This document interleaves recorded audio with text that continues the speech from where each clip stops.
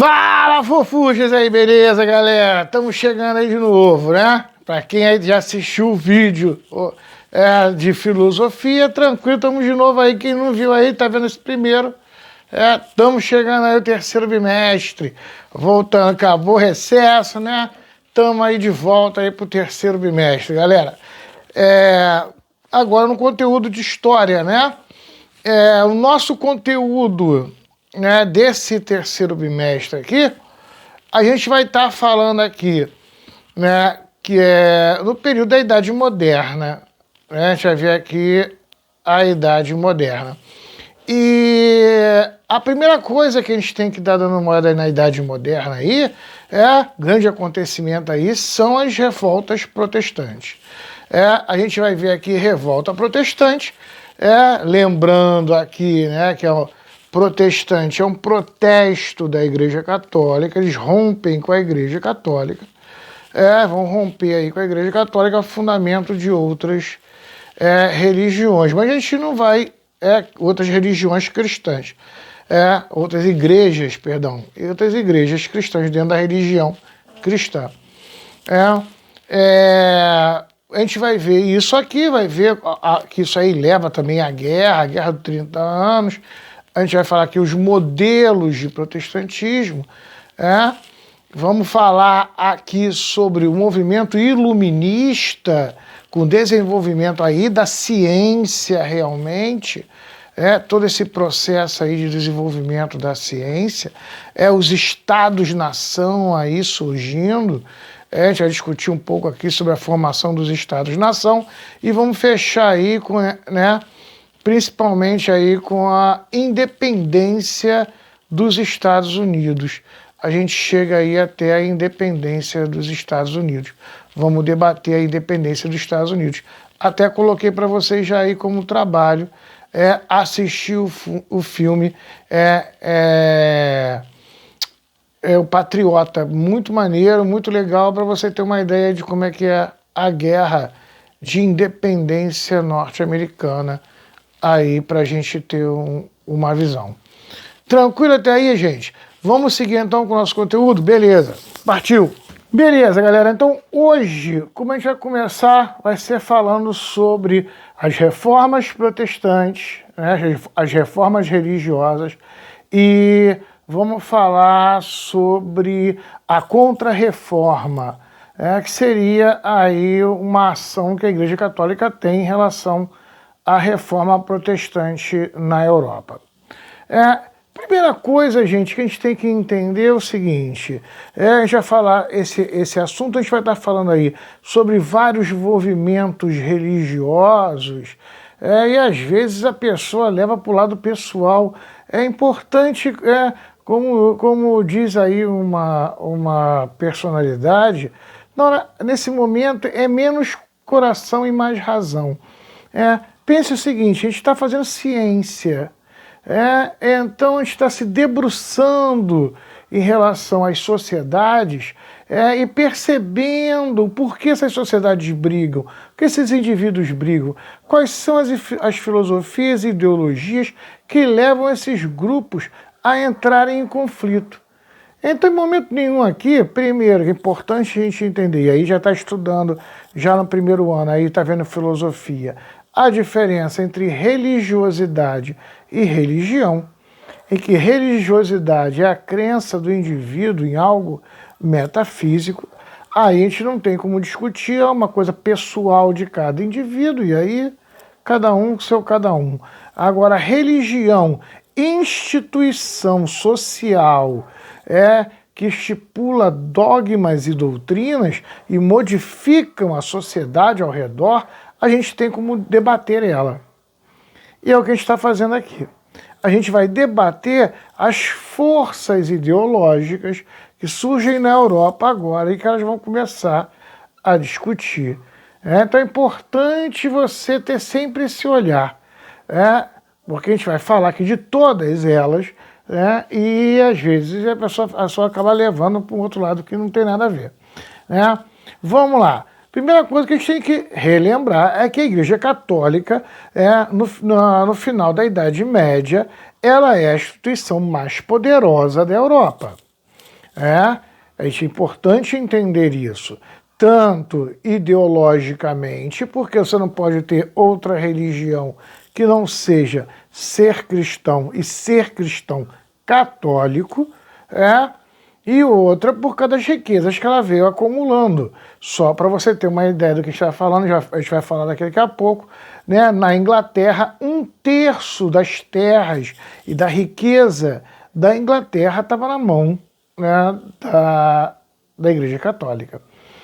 Nós vimos aqui o processo de unificação da Itália, a gente vai ver o processo de unificação da Itália e os reinos papais. Você tinha reinos em que quem governava era o Papa. Tranquilo até aí, gente? Tô dando pra gente, a gente vai construindo aí essa estrutura. Reforma protestante. Primeiro, ela vai ter início aonde? Ela vai ter início no que a gente chama de Sacro Império Romano Germânico, o que hoje seria a Alemanha.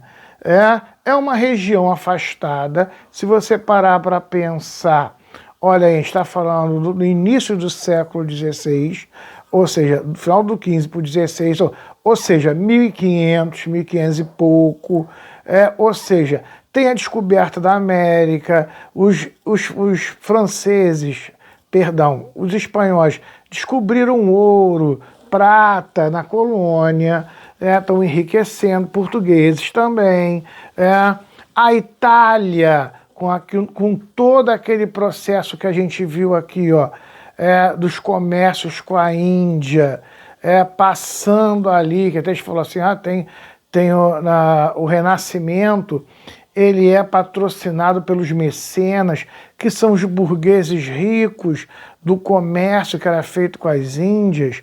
Então você tem a Itália, que é o berço da Igreja Católica, riquíssima, cheia de riqueza. Você tem Espanha e Portugal como regiões ricas. E o Sacro Império Germânico Romano, que é hoje a Alemanha, pobre. Importante a gente entender isso. Estou mostrando aqui para vocês aqui essa estrutura para a gente levar em conta isso aí. Vamos lá. As reformas na Igreja Católica, as reformas protestantes, a briga contra a Igreja Católica. Vamos lá. Influências aí para levar a essa reforma. Primeiro, esses pensamentos, eles não nascem com Lutero. Apesar de Lutero ele ser o grande expoente aqui, a gente vai ver aqui a reforma protestante, ela começa com Lutero, o pontapé da reforma protestante, aí que a gente fala no sentido de modificar a Europa, e o status quo, as coisas como elas estavam, a grande mudança mesmo vem com Lutero. Lutero é o cara do pontapé. Então, você vai ter antes pequenas pessoas fazendo com tentativas locais, de fazer reforma. Tudo isso baseado numa coisa que já vem lá desde do final, lá do início da Idade Média, que a gente chama de pensamento agostiniano. Para os católicos, São Agostinho. Esse pensamento agostiniano, que a gente vai ver aqui, vai estar falando no final, no quarto bimestre, lá em filosofia, é um pensamento que ele vem aí platônico, ele é neoplatonista, a gente vai falar aqui, ele tem um pensamento neoplatonista, a gente vai discutir aqui depois o que é o neoplatonismo. O São Agostinho, ele já começa a fazer críticas à igreja. Ou seja, as críticas elas nascem dentro da igreja. Lembre-se que Lutero também ele é um monge da Igreja Católica. Tá? Então essas críticas elas estão acontecendo de dentro para fora. Lá dentro começa a se discutir filosoficamente algumas coisas aí que você tem aí. de pensamento da Igreja Católica. Beleza, vamos lá. Outro fator importante para a gente, como a gente viu no bimestre passado, é o movimento do Renascimento. O movimento artístico do Renascimento, o encontro de novo com o conhecimento cultural grego, faz as pessoas começarem a questionar a Igreja Católica. A gente falou aqui, o Renascimento ele rompe com a Igreja Católica, ele não rompe com Deus. Aí dei exemplos aqui, Shakespeare, falamos aqui Dante Alighieri, falamos sobre vários aí, renascentistas aí, Da Vinci, Michelangelo, a gente foi discutindo aí vários renascentistas, e aí no mês passado a gente viu isso. Então todo aquele pensamento renascentista, ele está borbulhando na Europa. E isso vai desembocar no que a gente chama de reforma protestante. Vamos lá. Outra característica, fundamental, porque aí você vai entender por que o movimento do Lutero ele tomou uma proporção maior do que os outros movimentos que tinham acontecido antes. A criação da imprensa por Gutenberg. O que acontece lá na Alemanha também?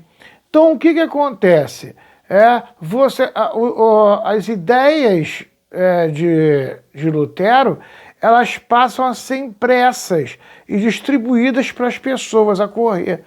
Eu até falei com o pessoal na live, se você quisesse um livro era uma coisa caríssima. Por quê? Para você ter um livro, você tinha que pagar um copista para o cara copiar o livro inteiro para você ter o livro para você ler. Percebeu? Agora não. Com a imprensa você faz daquela folha milhares daquela folha. Percebeu? Você pode fazer livros, vários livros. Então, as impressões elas começam a rodar o mundo inteiro. Isso facilita com que o conhecimento e o pensamento de Lutero tome proporções mundiais. Vamos lá, galera. Só para você poder entender aqui, eu deixar amarrado, senão eu posso acabar esquecendo. André, por que essa riqueza, que você falou aqui, a Itália está rica, não está ali o Papa, você tem a Espanha rica, você tem Portugal ali na área ibérica, e o o Império Sacro Romano Germânico, ele é pobre. Por que isso? Porque o Papa, na época, ele começa a cobrar indulgências, impostos nessas regiões mais pobres, para construir a Basílica de São Pedro, em Roma. A ideia de que de cobrar do povo mais pobre, das regiões mais pobres, impostos para a construção de uma basílica em Roma. Aí você vai ver que uma das críticas de Lutero em relação ao Papa se realmente é tão importante construir a Basílica de São Pedro, por que o Papa, sendo sendo governante das instituições mais ricas que existem, por que ele não pega o próprio dinheiro e constrói a Basílica? Nós, pobres aqui, temos na Alemanha, vamos botar aí a Alemanha, temos que pagar isso. Então, isso faz parte do que a gente vai ver aqui das 95 teses de Martinho Lutero. Tranquilo até aí? Eu só lembrei agora aqui para te fechar, que senão eu posso esquecer depois de comentar com você que o estopim aí é essa construção da Basílica de São Pedro. Tranquilo? Vamos continuar? Beleza, galera. Olha só. Vamos lá. Começamos a olhar aqui o início da Reforma Protestante. Falamos aqui as influências que levaram à Reforma Protestante. Daqui a pouco a gente vai começar a discutir aqui a filosofia de cada pensamento protestante, como eles surgem, como é que eles seguem, para cada lado cada um vai, a gente vai dar só uma olhada superficial na base teórica em relação ao que eles discutiam com a Igreja Católica, mas a grande verdade aí é importante você entender, eu até falei isso aqui na videoconferência. Lembre-se que tem pessoas de boas intenções, com ideologias, mas nem todo mundo. Uma religião, ou seja, uma instituição feita por pessoas, que cobra dinheiro, que gasta, paga, e esse tipo de coisa, é formada por pessoas e nem todo mundo está com a mesma intenção ali. Você tem que entender isso, quer a gente goste ou não. Isso em todas as religiões. Então é importante você entender isso, por quê? Porque agora você vai entender quais grupos olharam para o movimento protestante, para os movimentos protestantes, e viram neles interesses pessoais que os agradavam. Percebeu? Que davam vantagens a grupos que estavam antes apertados pela Igreja Católica. Aí você tem que perceber isso. Primeira coisa que a gente vai ter que entender são as monarquias absolutistas. Para pensar o seguinte, você tem o Papa, a gente vai discutir aqui, o Papa sendo líder da Igreja Católica e de umas instituições mais ricas da Europa, marcando aí a estrutura, controlando e como uma instituição acima dos reis. Aí é que começa a discussão. Para lembrar o seguinte, eu cansei de falar aqui esse ano com vocês, o poder monárquico é um poder sobrenatural. Deus, através do Papa, colocou a coroa na cabeça do rei. Ou seja, Deus, através do seu maior representante na Terra, segundo os católicos, escolheu aquele indivíduo para governar. Se você lembrou disso agora, a discussão é: quem deve mandar, o rei ou o Papa? Os reis começam a discutir a autoridade papal sobre eles, porque eles são ungidos, eles foram escolhidos. Olha o poder aí sobrenatural do rei. Para você entender a justificativa. É importante a gente entender isso aí. A gente entender essa discussão. E você tem um rei agora que ele é o que a gente falou aqui, um déspota esclarecido. André, eu não lembro o que é déspota esclarecido. Vamos lá. Déspota é porque ele governa, esclarecido é porque ele agora não usa mais a religiosidade para governar. Ele usa política. Lembra lá do Príncipe de Maquiavel que a gente falou do livro que eles leram? Jogada política, ele está preocupado em cobrar impostos, em guardar riqueza, em montar exército para poder tomar regiões onde ele possa ter ouro e prata. Ele está ligado com a política e com a economia, ele não está mais ligado com a Bíblia. Ele não é mais um rei que governa seguindo visões bíblicas. Ele segue a política e a economia. Daí a gente chamar ele de déspota esclarecido. Então está num momento agora de reis que são déspotas esclarecidos, que agora olham para a igreja e o véu da igreja caiu para eles. Eles olham agora o Papa como uma potência que está oprimindo o poder deles, percebeu? Então ele começa, é o choque aí entre eles. Dá choque na cobrança de impostos, porque o rei ele se acha no direito dele cobrar impostos e não a igreja cobrar impostos. Aí começa essa briga. Tranquilo até aí, gente? Beleza? Tá dando pra gente entender até aí? Então, a monarquia absolutista, esse rei absoluto, André, não me lembro por que ele é absoluto. Ele é absoluto porque ele tem os 3 poderes. Ele tem o poder executivo, legislativo e judiciário. Ele tem o poder legislativo porque ele cria as leis. Ele tem o poder executivo porque ele executa as leis. E ele tem o poder judiciário porque ele julga todo mundo. Então ele não se sente abaixo da igreja. Ao contrário, ele se sente acima da igreja. Há um conflito de interesses aí, que a gente vai ver muito forte dentro da Inglaterra, quando a gente for falar aqui da reforma anglicana hoje. Tranquilo até aí, gente? Beleza? Junto com esse rei, você tem agora aí, ó, a aristocracia burguesa. Lembra que a gente falou aqui na nossa aula, a gente veio falando aí esse ano, aristocrata burguês é a junção da nobreza com a burguesia.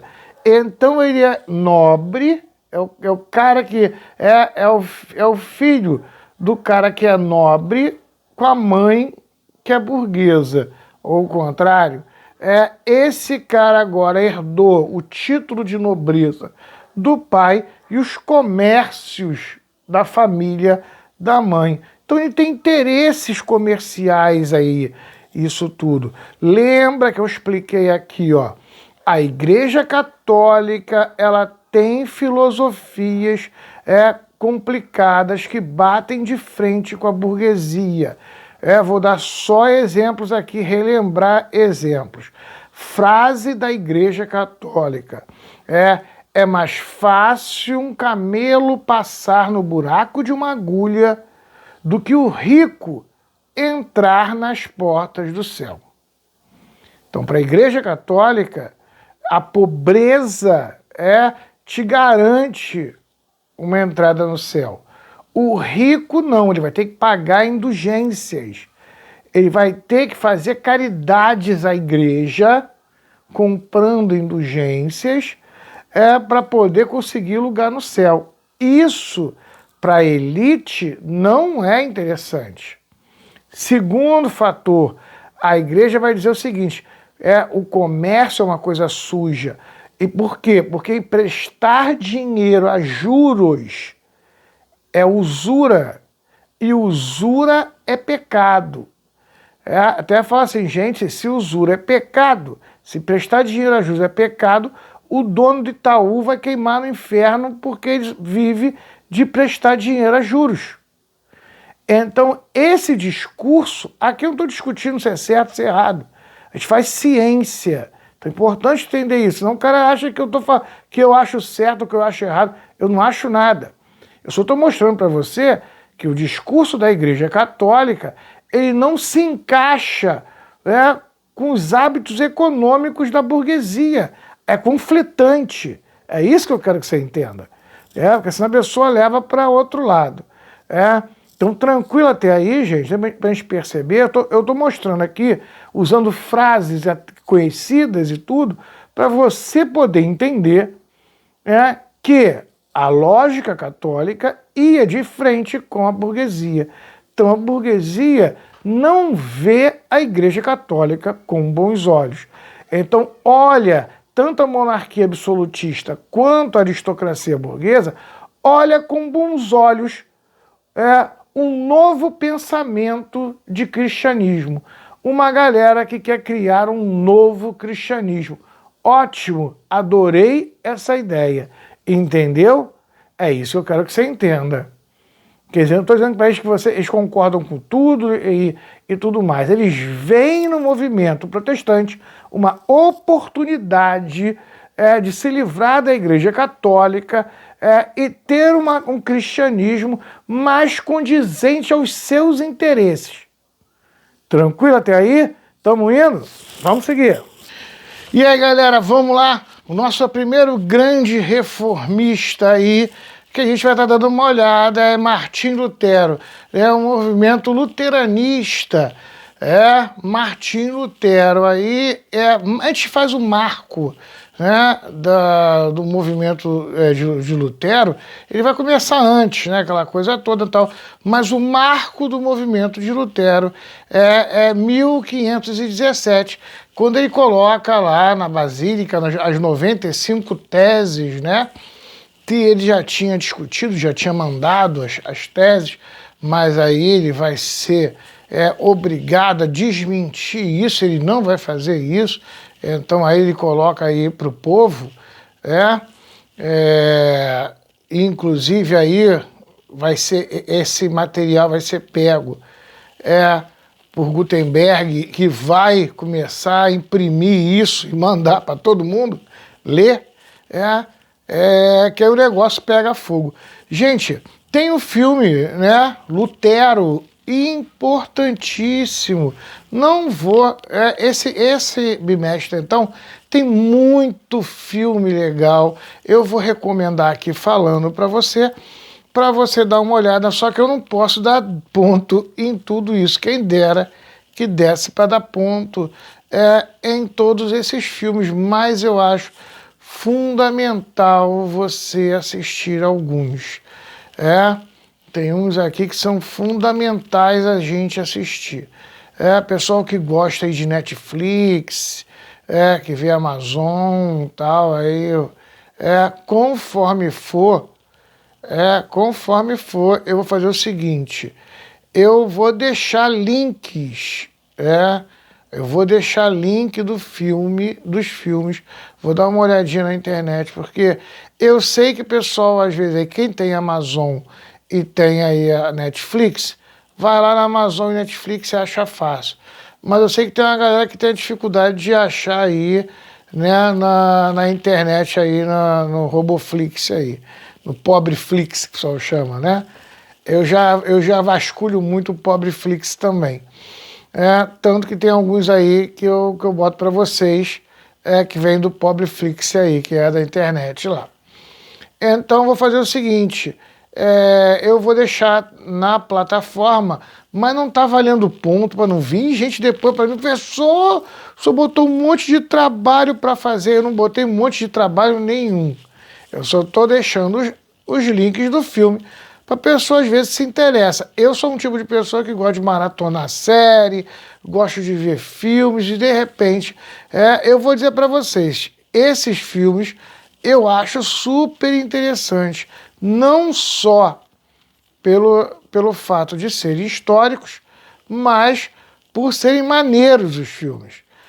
Na minha concepção, aí não sei também meu gosto, se vai bater com o teu, vou falar, caraca, teu gosto é horroroso. Sei lá, né? Mas aí eu vou deixar aqui, vou tentar deixar para vocês aí os links desses filmes. Um desses aí, que não é o filme do ponto, que aí eu te falo aqui, o filme do ponto já está lá na nossa plataforma, que é o Patriota, esse aí sim, fazer o trabalho e tudo mais, sobre a independência dos Estados Unidos. Estou esquecendo esse aí, voltando a Lutero. O filme do Lutero é fundamental você assistir. Até aqui, eu vou até falando aqui, vou comentar. Não tem uma cena do filme assim, né? Vou falar aqui para vocês. Beleza. Martim Lutero, brevemente aqui para a gente entender quem é Martim Lutero. Martim Lutero é filho de burguês, filho de comerciante que o pai botou para virar padre. Geralmente naquela época, a gente falou aqui, o filho mais velho, primogênito, vai herdar tudo, o filho mais novo tu pega para botar para virar padre. Por quê? Para eles não brigarem pela herança e não diminuir aí a riqueza da família. Até falei aqui, até por isso a Igreja Católica desenvolveu o celibato. O celibato surge a partir dessa ideia. Dessa ideia da Igreja de manter a riqueza dentro dela. Se você casa, tem terras, e você é um padre, casa, tem terra, tu morre, porque tua riqueza fica para os teus filhos. Então a Igreja não queria isso. Então ela cria esse celibato. Uma das coisas que Lutero vai discutir sobre isso. Lutero bate sobre esse celibato aí. Importante a gente entender isso. Mas Lutero ele não era um cara religioso. O pai botava ele na igreja e ele fugia. Botava ele na igreja e ele fugia. Até um dia que botaram ele na torre para ele não escapar. Aí caiu um raio, um temporal, caiu um raio, a torre caiu, ele lá dentro rezando, desesperado. A torre caiu, ele orando, e quando ele saiu da torre vivo, ele falou: agora não, Deus me salvou, agora eu não vou fugir mais. Tanto que o filme, ele começa ele saindo da torre, todo arrebentado, e aquela coisa toda. O pai dele faz uma crítica a ele: tu acha que sobreviveu a queda de torre e tá achando aí que é alguma coisa? Dizendo isso aí para ele, né? Para você ver aí. Então, dali para frente, ele passa a ser um cristão fervoroso. Ele começa realmente a prestar atenção de verdade naquilo que ele estava estudando. Outra coisa que tem no filme que é legal você entender aí, até comentei com os alunos aqui na videoconferência, tem uma cena, inclusive, que eles estão tirando mel, fazendo trabalho de apicultor, tirando mel, ele levantando a corda, e o mestre dele, o pai, que eles chamam de pai em Cristo, que é o padre responsável por ele, tirando mel, aquela coisa toda. O pai dele em Cristo, que é o padre responsável por ele, ele percebe que Lutero ele tem muitas indagações, ele não aceita as coisas e ele tem um conflito muito interno com isso tudo. Então ele manda Lutero para Roma, para levar uns documentos e conhecer Roma. Lutero vai para Roma e piora a situação, porque chega lá, tem prostíbulo especializado para clérigos, tem pedacinho da cruz de Cristo, se você esfregar o crânio de João Batista, você ganha menos 385 dias no purgatório e coisas desse gênero. Se pagasse uma moeda e subisse a escada de joelho, você tirava um ente teu de dentro do purgatório e coisas desse gênero. Isso tudo leva a mais indagações na cabeça de Lutero. Então, quando ele volta ainda mais loprado com tudo aquilo que ele viu. Ele não conseguia aceitar aquilo. Ele começa a discutir lá com o pai dele em Cristo, que é o responsável por ele. O pai dele em Cristo fala assim: eu vou te mandar para a universidade. Que aí na universidade você vai ter contato com o Novo Testamento. Eu vou te mandar direto para Cristo. Ou seja, eles não liam o Novo Testamento. Percebeu? É importante você perceber isso. Eles não liam o Novo Testamento. Ele não tinha esse contato aí com o Novo Testamento. E ele vai para dentro da universidade. Outra coisa é todos os rituais que a Igreja Católica tinha. No filme mostra isso, logo quando ele é feito padre, que ele vai para lá, todo o rito da Igreja Católica era complicado. Primeiro porque a Bíblia ela era em latim e a grande maioria das pessoas não sabia o latim. Então, a grande maioria das pessoas não sabiam o que estava escrito na Bíblia. As missas eram feitas em latim. Então, o padre entrava na igreja, no altar, ele não podia dar as costas para Cristo, então ele dava as costas para o público, ele ficava de frente para o altar e começava a fazer a oração dele. E ninguém entendia nada. Ficar depois de fazer todo o rito, fazer todo o procedimento, é que ele vinha conversar com os fiéis, discutir com os fiéis. Então você tinha dentro de uma igreja a população que não sabia o que estava escrito dentro da Bíblia. E não tinha esse conhecimento. Tranquilo? Estou dando só aqui para você a estrutura. Aí no filme mostra isso. Se você, é legal que se você depois assistir o filme, indicou, vou assistir. Você vai perceber que às vezes isso passa batido, mas você vai percebendo isso dentro do filme. O filme mostra isso pra gente. Outra coisa que se tinha na época era a ideia de que se você tinha alguém na família, eu converso isso muito com quem faz SUS comigo, fez SUS aí comigo, com quem tá discutindo aí, faz história da saúde comigo. Eu falei aqui, as doenças eram vistas como castigo divino. Então, se na sua família tivesse alguém com alguma deformidade física, era um aleijão, não é sinal de que Deus castigou a sua família. A gente até deu exemplo aqui do livro do Dante, que quando ele vai para o céu, quem ajuda ele a entrar no céu é uma prostituta e um aleijado. Ele inverte, a gente falou que ele vai perverter e inverter as relações católicas. Então, o Lutero, ele olhava isso, ele não achava isso certo. E o suicídio.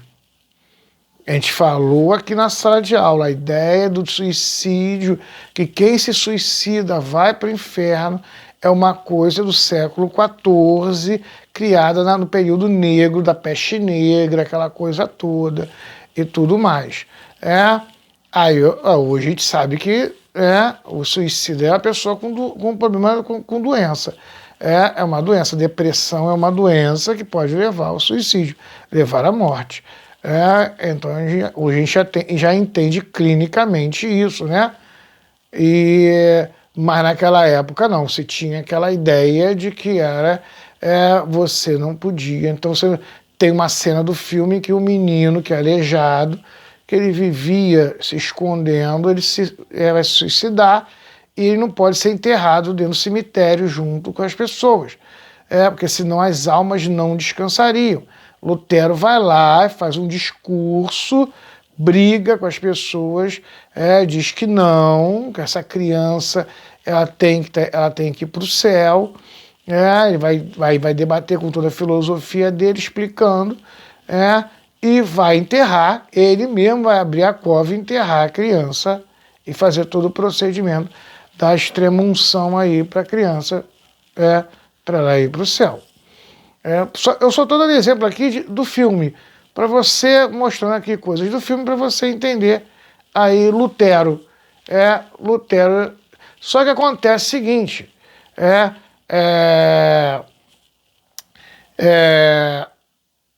o ápice de Lutero foi o que a gente falou aqui, quando começa a ser a cobrança de indulgências na cidade dele para a construção da Basílica de São Pedro. Aí vai falar assim, pô, bicho, foi o que a gente falou ali, se o Papa é tão rico, por que ele está vindo aqui cobrar da gente que é pobre, de uma sociedade miserável? Isso não está certo. Então ele acreditava, na cabeça de Lutero, ele acreditava que o Papa não sabia do que estava acontecendo. Que havia um complô ali dentro da igreja e que o Papa não tinha conhecimento disso. Então ele vai mandar uma carta, ele vai mandar essa carta, essa documentação para o Papa. E o Papa manda queimar a cidade dele e matar todo mundo lá, né? Destruir a cidade e matar todo mundo. O Papa já tinha feito isso com outro, né, protestante antes de Lutero. Só que acontece o seguinte, com Lutero ele não vai conseguir matar o Lutero. A cidade queima, as pessoas morrem, mas Lutero ele é sequestrado pela aristocracia burguesa que sequestra Lutero, e agora o Lutero ele vai desenvolver uma nova religião. Ele vai ser excomungado lá pelo Papa, né, o Leão X, o Leão X que é o Papa de Lutero, isso vai excomungar Lutero, e Lutero agora ele vai fazer aí uma cisão, uma cisma com a Igreja Católica. Agora ele vai começar a desenvolver a nova igreja, e ele vem com as 95 teses aí. A gente vai falar agora aqui rapidamente, eu vou tentar ser breve, em algumas características, até porque a gente falou já algumas aqui de Lutero, foi falando e tal, mas especificamente assim, que às vezes vejo que cai muito no Enem, né? Tá sempre aí caindo no Enem, então em vestibular. Então é importante aí a gente dar uma olhada nelas. Primeira, falibilidade papal. Inclusive no filme, eu dando exemplo do filme de novo aí, quando ele é chamado para se retratar daquilo que ele escreveu, ele vai debater isso aí. A infalibilidade papal é a ideia de que o Papa ele é infalível, como ele fosse o ser divino. Então ele não pode ter falhas. Então tudo aquilo que o Papa fala, tudo que é regra do Papa, ela é inquestionável, ela é um dogma. Ela é dogmática. Percebeu? Ela é inquestionável, porque questionar a fala do Papa é questionar o Papa, e questionar o Papa é questionar o próprio Deus. Entendeu? Aí a infalibilidade papal ele vai questionar isso. Ele questiona isso, mas ele, como ele é um professor de universidade agora, ele questiona isso, ele vai pegar outras cíclicas, que são aí reuniões, são escritos de reuniões de outros papas com os bispos, em que outros papas já assinalaram que alguns poderiam estar errados. Por quê? O que ele vai mostrar para o Papa lá? Que teve um Papa que fez uma regra X, e que o Papa que veio depois, ele otorgou a regra do Papa e colocou outra. Então, calma aí. Se você tem dois papas, e um diz A e o outro diz B, qual dos dois está certo? E se um tiver certo, o outro está errado. E se o outro está errado, então há falibilidade papal. E entendeu a jogada aí ele usa uma lógica, como advogado lá, como professor de teologia, ele usa uma lógica para provar que o Papa pode estar errado. Que o Papa não é o Deus. É a falibilidade papal. Olha que isso aí gera, entendendo? Agora as pessoas podem questionar o Papa. Percebeu como é que a Igreja Católica se sente aí ameaçada? E o poder da salvação. Porque o Papa ele começa a vender, para fazer a Basílica de São Pedro, ele começa a produzir diplomas assinados pelo Papa Leão X, em que a pessoa que comprasse aquele diploma teria a salvação. Aquele diploma dava a ele a salvação para o céu. Aí o Lutero ele vai questionar isso. Ele vai falar, calma aí, se o Papa tem o poder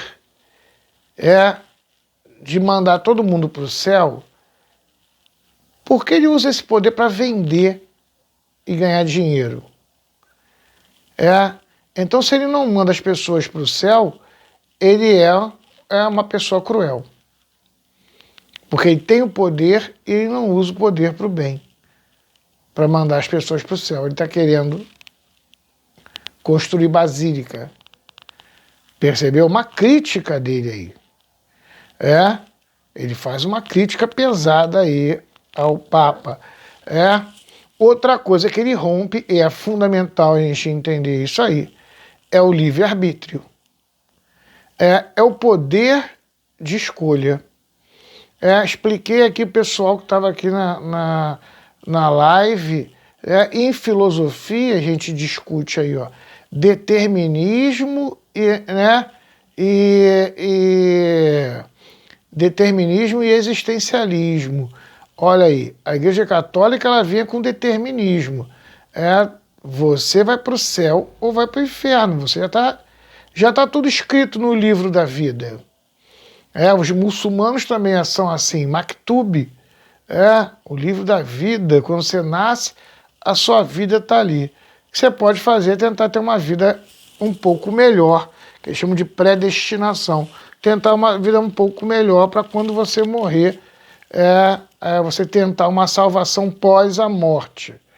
Porque na vida você já vai para o inferno, porque você já está predestinado a ir para ele.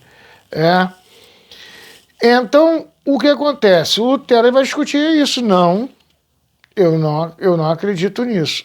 Eu acredito no livre-arbítrio. Ele traz essa ideia do livre-arbítrio, da possibilidade da gente poder decidir se a gente vai para o céu ou para o inferno. Ele já está trazendo isso desde Agostinho. Eu falei aqui para vocês que ele segue um pouco o Santo Agostinho. Santo Agostinho já discutia isso. Ele já tinha essa discussão. Dessa ideia da Igreja Católica de Deus onipresente, onisciente, onipotente, porque entra nessa discussão. Se você tem liberdade, você vai falar para mim assim, eu não estou aqui questionando se é certo ou se é errado. Cada um segue um caminho. Até porque eu não sei nada disso. Tem pessoas que seguem determinismo, tem pessoas que seguem o existencialismo. Eu estou só mostrando para você que são pensamentos antagônicos. É isso que eu quero que você entenda. Voltando aí, ciência. Senão a pessoa acha que você está falando que está certo, errado e não tem nada a ver com uma coisa com a outra. Se você tem o poder de escolher, então o Criador ele não é onisciente. Porque se ele é onisciente e onipotente, ele sabe o que você vai escolher. Ele já te fez, ele já sabe o que você vai escolher. Então não adianta você escolher, porque ele já escolheu por você. Porque ele te fez, já escreveu a tua história toda, então vai acontecer assim. Entendeu? É pragmático. Sacou? Entendeu para entender? Ele é pragmático. Ele vai acontecer, quer ou não. Entendeu? Agora, se você escolhe uma coisa que ele não sabe, então você escolhe. Se você escolhe, ele não é onisciente. Ou não é onipotente. Entendeu? O Agostinho, ele debate isso. Ele faz uma discussão pesada em relação a isso. E outras, tem a discussão da pedra, que o Agostinho faz em relação à pedra. A gente vai ver isso aqui, ele vai falar depois em filosofia, a gente vai discutir isso aí. O Agostinho, ele discute justamente isso. Ele debate, porque ele é filósofo, ele é cristão. Então ele começa a usar o conhecimento filosófico dele para entender o cristianismo dele. Para tentar aprimorar o cristianismo dele. Lembre-se que isso tudo que a gente está falando aqui são de pessoas que estão dentro da Igreja Católica e que buscam o melhoramento da Igreja. Percebeu? Eles não estão querendo destruir a Igreja. São grupos que são da igreja e buscam uma sintonia melhor para a religião. O Lutero, ele não teve como. Ele rompe. O Papa vai lá excomungar ele sai, aí ele parte agora para um novo modelo de cristianismo. Ele cria uma nova igreja. Vamos lá. Ele era contra a venda de indulgências. A gente falou aqui, venda de indulgências primeiro, relíquias sagradas, para entender indulgências. Relíquias sagradas, pedacinho da cruz de Cristo, passar a mão, que a gente falou aí, ó, no crânio. Tinha lá o crânio, né, João Batista, acho que tem até hoje lá o crânio de João Batista. Você passar a mão lá, você vai... Ele era contra isso, e pagamento aí pela salvação, né? Isso aí é indulgências. Simonia, ele também era contra a simonia. Eu, inclusive, vi essa semana aí, videoaula aí, né, falando isso errado. Simonia, o cara confundiu lá simonia com indulgência. Simonia é compra de cargos eclesiásticos. Que é isso, André? Para pensar o seguinte, o pai do Lutero era um burguês, mas ele era um burguês classe baixa. O filho virou um padre comum, até conseguiu virar aí um padre universitário. Agora, tem filho de nobre, o cara já entra na Igreja Católica, tanto que no filme tem um cara lá que é um bispo, ele encontra lá o arcebispo, e o arcebispo vira para ele e fala com ele assim, você é bom, não sei o que, em política, eu sei que você com 14 anos, você foi conclamado bispo de não sei da onde, com 14 anos de idade, ou seja, com 14 anos de idade, aquele garoto entrou na Igreja Católica como bispo. Aquilo ali o pai comprou. O pai era muito rico, ele pega um dote, dá para a igreja e o filho já entra num cargo de bispo. E ali ele pode ir crescendo ali dentro, conforme o jogo político dentro da instituição. Então você tem que entender que é uma instituição feita de seres humanos. Aqui a gente não está discutindo a filosofia cristã. Aqui bota de lado, aqui instituição, todas elas feitas de pessoas com interesses políticos e econômicos. Tranquilo até aí, gente? Eu fui buscando aí. Então, simonia é essa compra de cargos eclesiásticos aí. Outra coisa que ele vai contra, a gente falou aqui, o celibato dos padres. Tanto que Lutero ele casa, né? Os pastores hoje casam. Ele vai de encontro a isso. Aí falamos aqui, ó, suicídio como pecado capital, como, né? O cara vai para o inferno. Adoração de imagens, o que a gente chama aí de movimento iconoclasta. Surge aí o que a gente chama de movimento iconoclasta. A galera entrava em igreja, quebrava as obras de arte, né, e tudo mais. A grande verdade, só um parêntese aqui para você poder entender isso. Dentro da filosofia aí, até eu vi um professor na internet também falando sobre isso. Ele rapidamente falou isso. A filosofia católica, ela não adora imagens. Imagens dentro da Igreja Católica, teoricamente, filosoficamente, são só obras de arte. A função do santo dentro da Igreja Católica, ele é o mediador, foi o que o professor falou. Ele é um mediador.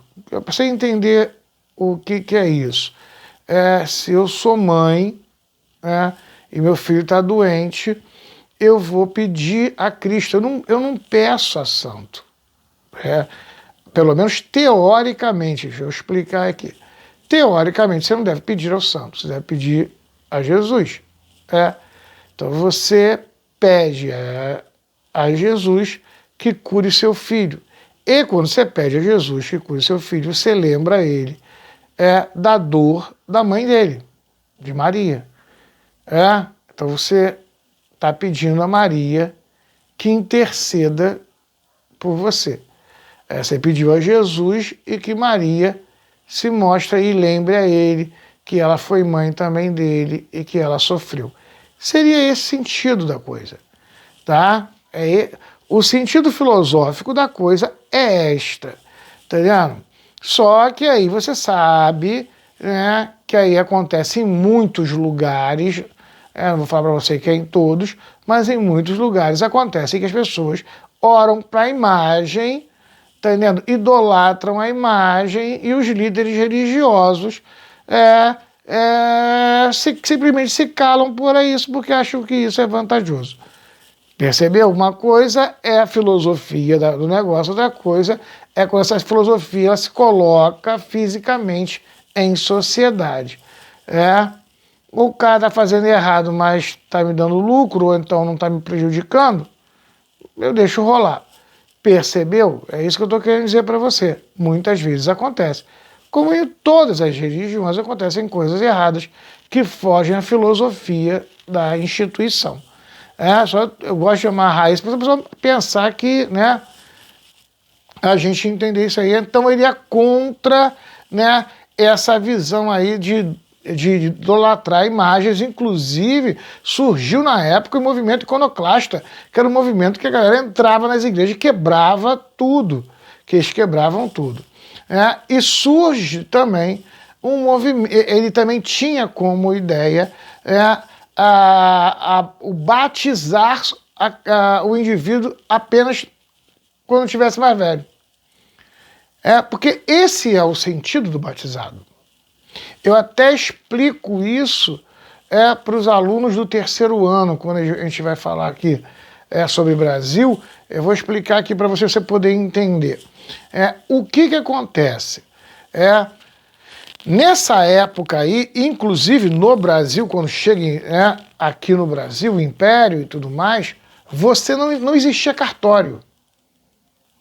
Não existia certidão de nascimento, carteira de identidade, não havia nada essa documentação, ela não existia. Quem fazia o papel de cartório na época era a Igreja Católica. Então, quando o teu filho nascia, a primeira coisa que você fazia era pegar a criança, levar essa criança na igreja, batizar ela e pegar o registro de batismo. Aquele registro de batismo é que garantia que aquela criança era seu filho. Percebeu? Porque o católico, assim que a criança nascia, ele batizava, que ele se preocupava em ter um registro de que aquela criança era dele. Que alguém podia roubar aquela criança, como é que ele ia provar que o filho era dele? Ele, não, aqui, o registro de batismo, a criança é minha. Para você entender o que a gente está falando aqui. Então, esse costume, ele sempre existiu entre os católicos, de se batizar a criança logo que ela nascia. Mas, filosoficamente, não tem nada a ver. O cristão sabe, o católico sabe que o batismo é feito já na fase semi-adulta e adulta, quando o indivíduo ele se entrega realmente à religiosidade, de livre e espontânea vontade. Percebeu? Então você entender que a filosofia católica de verdade, ela não seguia isso, mas ela praticava isso. Então você tem aí, na época, um movimento chamado Anabatista, que era um movimento contra isso. Eles rasgavam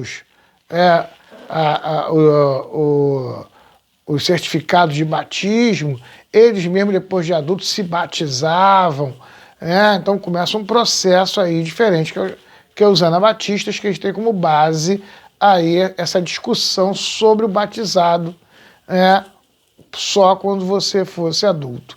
Tranquilo? São 95 teses, não dá para ver todas. Então peguei aqui as que eu achei principais, ou então aquelas em que eu vejo que cai mais no Enem, que está sempre aí em concurso, que às vezes você fica aí na dúvida. Eu peguei essas mais assim, mais fortes, e que aparecem no filme, para você poder, a gente poder amarrar. Vamos seguindo então aí, gente, beleza? Vamos lá, fofuchos. João Calvino, movimento calvinista agora. Calvino vem depois um pouquinho aí de Lutero, né? Inclusive, foi amigo de Lutero, né? Eram contemporâneos, se conheceram, né? E só que ele da França, o movimento dele foi na França e se alastrou pela Inglaterra adentro, né? O Calvino, ele vai ser mais importante que o próprio Lutero. Em relação assim, o Lutero ele fica para a história, porque os ideais deles que deu pontapé para isso tudo. Mas o movimento, a gente vai ver aqui, calvinista, ele é um movimento que vai tomar o mundo. Só para você ter uma ideia, hoje, a maioria dos Estados Unidos, os Estados Unidos que a gente vai discutir aqui, é um país formado pelo movimento calvinista. Tranquilo? Chama de presbiteriano, né? Eles se formam baseados aí no movimento calvinista. O Calvino ele tem uma concepção diferente de Lutero. Primeiro que ele não segue o livre-arbítrio, ele não segue essa ideia do livre-arbítrio. Ele segue a antiga ideia, a ideia da predestinação. Ele aí não vai seguir o livre-arbítrio, ele é da ideia da predestinação. O mundo, ele é determinista, né? O mundo, Deus já escreveu toda a história da vida. Nós nascemos já predestinados à salvação. E a salvação, essa predestinação da salvação, ela aparece na nossa vida, ela nos mostra através do acúmulo de riquezas. Através da riqueza para ele é uma dádiva divina. É o que a gente chama hoje de teologia da prosperidade. Isso muito difundido. Então, se você aí tá ligado, se você é participante de alguma denominação protestante, você ou participa disso ou já ouviu falar do que eu estou falando.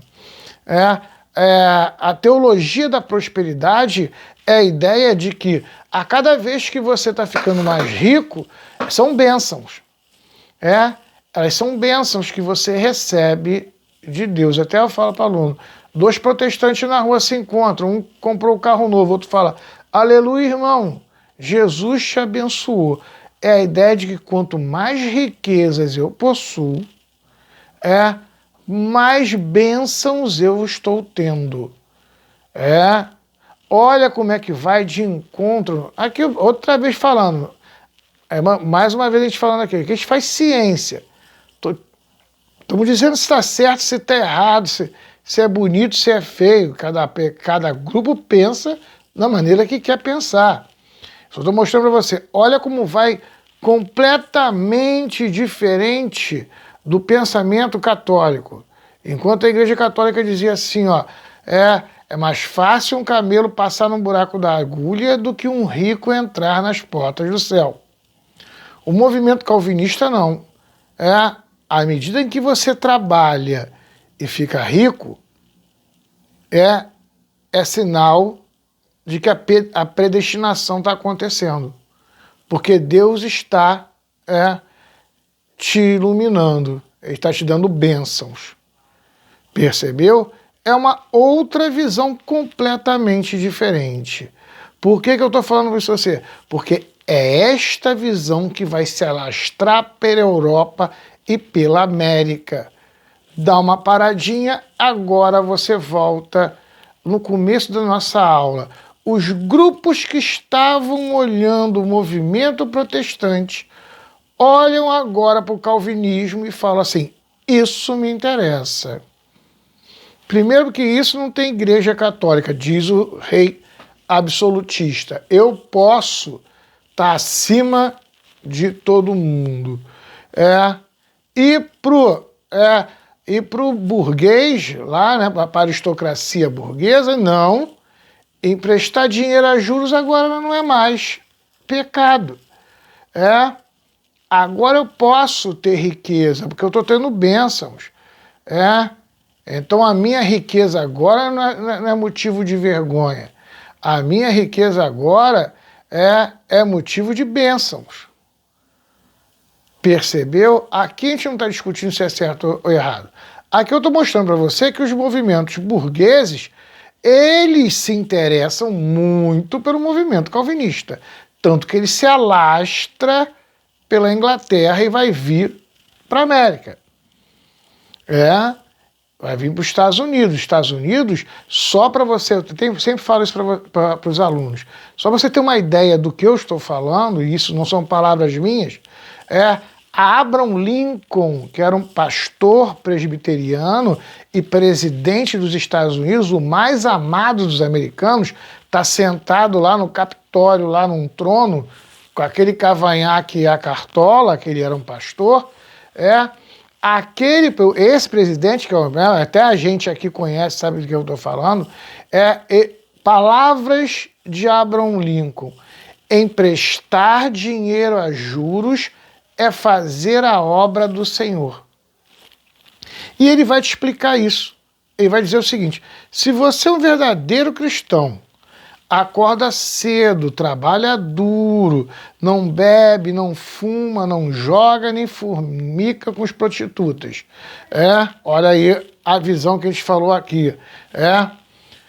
Que é a visão aí calvinista. Vai te sobrar dinheiro? Vai, porque você trabalha duro, você ganha, mas você não gasta com quase nada. Então sobrou dinheiro. Automaticamente sobraram o quê? Bênçãos. Então, o que você deve fazer? Pegar esse dinheiro que sobrou, emprestar para outro irmão que também acorda cedo, trabalha duro, não bebe, não fuma, não joga, nem fornica com prostitutas. Porque emprestar ao irmão é emprestar a Deus. E toda vez que eu dou a Deus, eu recebo em dobro. Juros. Percebeu? Isso não fui eu que falei, não. Isso quem fala é Abraham Lincoln. Essa é uma máxima do movimento calvinista.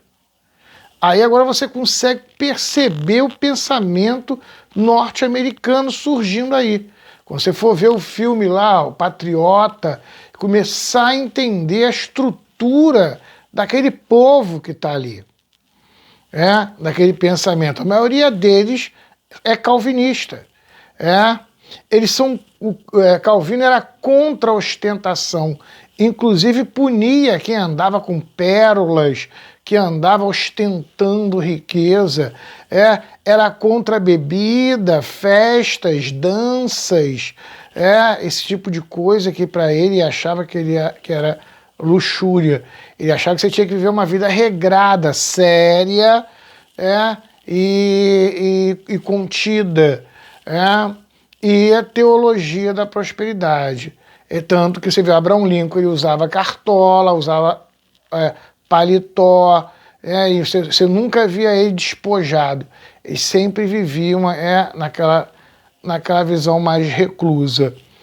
Tranquilo, é que a gente fica mais uma vez explicando, não estamos aqui criticando, dizendo que é certo, que é errado, que é bonito, que é feio, não, estamos analisando, vendo grupos diferentes. É importante entender isso, porque esse grupo calvinista, eu vou falar aqui daqui a pouco, ele na Inglaterra, ele é perseguido.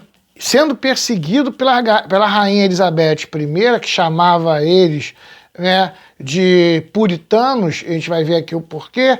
Esses puritanos, que são os calvinistas, eles fogem para a América para formar os Estados Unidos. Entendeu? Tranquilo?